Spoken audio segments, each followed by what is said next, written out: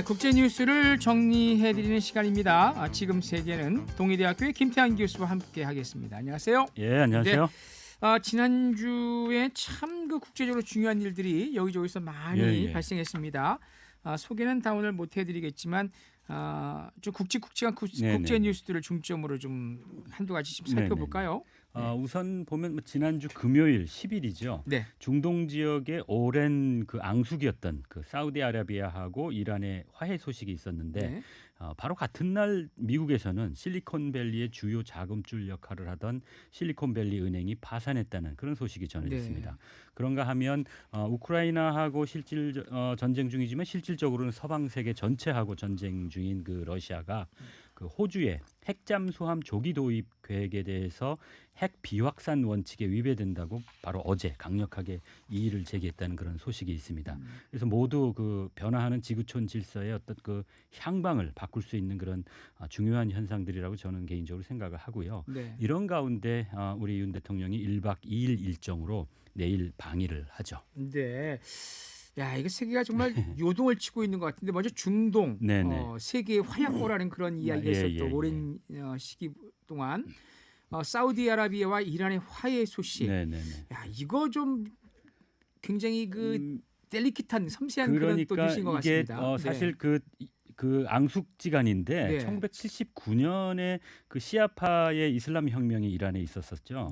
그 이후에 상당히 앙숙 관계를 이어왔는데 그렇기 때문에 과연 이번에 그 화해가 실질적으로 지속될지에 대해서는 좀 회의적인 시각이 적지 않고요. 저도 개인적으로 그쪽에 이제 동의하는 입장인데 이란하고 사우디 헤빙무드가 사실 우리가 잘 보면 한일 간의 최근의 화해 분위기를 좀 아주 조마조마하게 바라보는 것보다 몇 배는 더 좀 조마조마하다고 저는 생각하는 게 우선은 그 이유가 그 절대 군주제인 그 수니파 이슬람 국가인 사우디가 절대 군주를 아주 혐오하고 공화정을 하고 있는 이란 그것도 종교적으로도 앙숙인 수니파의 사우디와 앙숙인 시아파 정권인 이란이 이렇게 서로 악수하는 거기 때문에 더 좀 조마조마한데 거기다가 이란은 그 아랍 민족이 대부분인 중동 국가들하고 좀 다르게 역사적으로 그러니까 뭐 한일 관계나 나라의 명운을 걸고 대결을 했던 고대 한중 관계 이런 같이 그 앙숙의 역사가 상당히 뿌리 깊은 그 페르시아어를 사용하는 페르시아족입니다. 완전히 문화와 그 문명 자체가 다르거든요.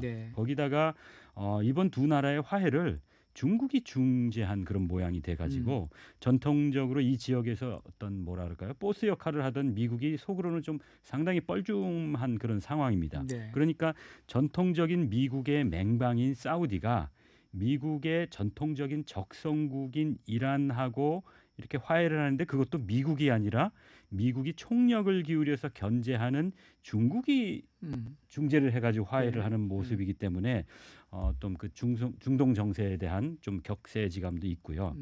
그리고 또 실리콘밸리 은행의 그 파산에 대해서는 그 미국 내에서 그 여파가 얼마나 클 것인가 하는 그런 문제 그리고 또 파산의 책임에 대한 논쟁이 지금 아주 뜨겁습니다.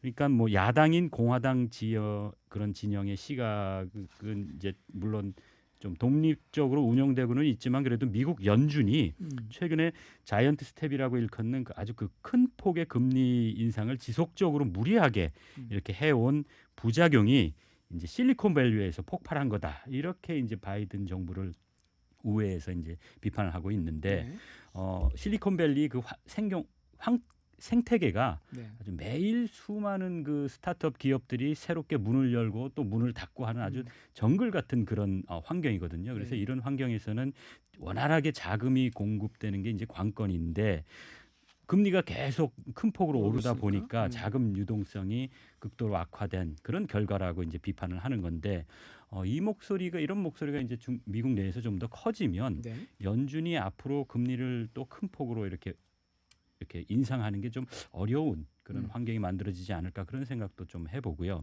어쨌든 그 바이든 정부에서 고금리 정책을 강하게 추진하게 된 원인에는 그 공화당의 지난 트럼프 정부가 이제 시중에 그 보조금이나 자금을 엄청나게 푸는 그 원인도 또 있기 때문에 네. 이 실리콘밸리 은행 파산을 둘러싸고 이제 미국 내에서 이제 공방이 벌어지는 게 좀 다분히 좀 정치적이다 하는 그런 생각도 들기는 합니다. 어쨌든 뭐 우리 입장에서는 뭐 이번 사태가 조속하게 좀 안정돼서 그 영향이 미국 내에서뿐만이 아니라 국제사회에 대한 영향도 최소화되는 게 우리로서는 중요할 것 같은데 이게 좀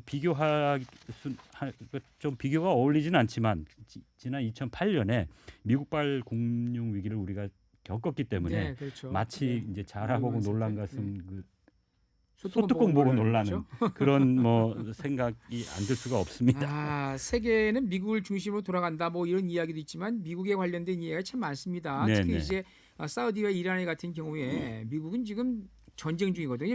경제와의 전쟁을 지금 네, 치르고 네, 있는 네. 중인데 그 와중에 중국과의 그 심한 그 경쟁 구도 속에서 중국이 미국의 앞마당이라고 할 수 있는 중동에서 어떻게 보면 역할을 좀 지금 대체하는 뺏으려고 하는 그렇게 그런 이해할 입장. 수도 있는데 미국에서는 뭐 좀, 더 미운 털이 바뀔 수밖에 없는 거잖아요. 맞습니다. 그렇죠? 예. 네. 그런 면들이 있어서 이제 국제사회도 이제 유심히 지켜보고 우리도 마찬가지입니다. 네. 그리고 이제 거기다가 제 개인적으로는 이 러시아가 어저께 그 핵 비확산 원칙을 위배하고 있다고 이렇게 비판을 하면서 네. 대중 안보 동맹 성격이 큰 그 영국, 네, 호주, 어커스. 미국의 그 어커스의 이 세 국가 중에서 유일하게 비핵 국가인 호주가 핵 잠수함을 보유하는 계획을 아주 강력하게 비판하고 나섰거든요.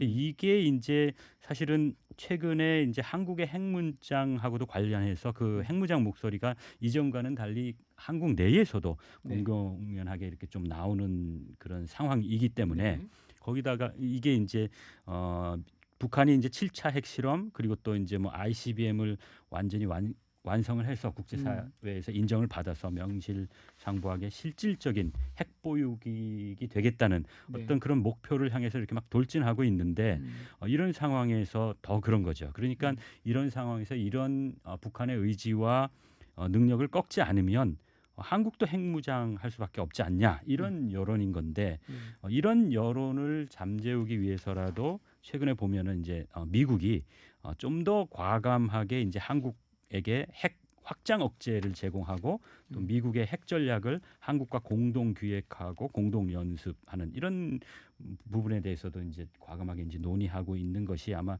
이런 원인이 아닐까 생각을 합니다. 그러니까 북한의 핵을 막지 못하면 한국이나 일본도 핵무장으로 갈 거고 나아가서 대만까지 포함한다면 그러니까 동북아에서 핵 도미노 현상이 발생할 수 있으니까 러시아나 중국이 조금 더 적극적인 전향적인 자세를 좀 취해라 하는 어떤 한국과 미국의 어떤 그런 메시지가 아닐까 그런 생각을 해보는 거죠. 저는 개인적으로. 세계 여론와의 관계 속에서 이런 와중에 윤석열 대통령이 내일 방일을 하게 됩니다. 맞습니다. 이 소식 그리고 일정도 좀 소개를 좀 해주시죠. 그러니까 내일부터 1박 2일 일정으로 이제 일본을 방문하는데 내일 오후에 이제 기시다 일본 수상하고 정상회담을 갖고 공동 기자회견을 갖는 거로 그렇게 돼 있습니다. 그리고 저녁에는 이제 만찬을 두 군데에서 만찬을 두 번이나 하는 거죠. 그렇게 일정이 알려져 있어서 저 개인적으로는 이런 일정이 잡힌 거를 보면 두 정상 간에 좀 이렇게 좀 긍정적인 얘기가 나오지 않겠나 그런 기대를 좀 해봅니다. 그래서 그리고 또 아시다시피 그 윤 대통령은 취임 초기보다는 좀 지지율이 많이 올라가긴 했지만 여전히 좀 지지율이 높은 편이 아니고 또 기시다 총리도 최근에 아주 뭐 20%대에서 오르지 않고 아주 낮은 지지율 을 유지하고 있기 때문에 서로가 이번 정상회담에서 좀 좋은 모습을 각자 국내적으로 이렇게 보여주어야 하는 어떤 그런 정치적인 동기가 서로 이제 공유되고 있다고 저는 보거든요. 그래서 조금 기대를 개인적으로 하는데 어쨌든 그 소위 윤 대통령의 좀 통 큰 그런 결단에 대한 불만이 한국에서도 크지만 일본에서도 뭐 일본 수상에 대해서 한국을 대하는 모습이 그렇게 달갑지는 않거든요. 그래서 그런 모습들에 대한 어떤 뭐랄까 좀 잘 보여줘야 하는 그런 공감대는 돼 있다 그런 생각이 듭니다. 네, 정상회담 정말 오랜만에 열리는 한국과 일본의 정상회담인데 어떤 내용이 좀 오갈지 예측을 좀 하신다면 어떤 것들이 있을까요? 뭐 관련해서 요새 뭐 네. 한일에서 그 언론에서 많이 보도되고 있어서 뭐 몇 가지만 이제 정리를 하면 사실 2019년에 우리 문재인 대통령이 G20 정상회의 때문에 오사카를 방문하기는 했지만 정상 차원에서 일본과 한국이 이렇게 정상 소위 이제 셔틀 외교라고 하는 정상이 상호 방문해서 그렇게 한 것이 거의 한 12년 동안 없었었거든요. 그래서 요번에 그 셔틀 외교가 좀 복구되지 않겠나 하는 그런 전망들이 많이 나오고 있는 거고요. 그리고 또 앞서서 잠깐 말씀드렸지만 북한 그 핵과 ICBM 문제와 관련해서 우리하고 좀 비슷한 안보적인 그 이해관계를 가지고 있기 때문에 일본이 좀 서로 좀 영리를 건드리지 않고 양국의 어떤 관계 개선과 신뢰를 쌓아가는 그런 모습을 보이지 않겠는가 그런 생각을 한번 해보는 거죠. 그리고 예상되는 내용을 이제 보면은 아무래도 한국이 먼저 손을 내민 그런 모양새이고 또 그 실마리가 되는 게 바로 한국의 징용 문제 해결안이기 때문에 이 부분에 대해서도 일본이 어떤 형태로든지 좀 이렇게 좀 호응하는 모습이 정도 차이는 있겠지만 보이지 않겠나 그런 개인적으로 생각을 해봅니다. 그리고 또 하나 짚을 게 아무래도 미국 입장에서는 마쿠에서 상당히 양국의 관계 개선을 바랬을 텐데.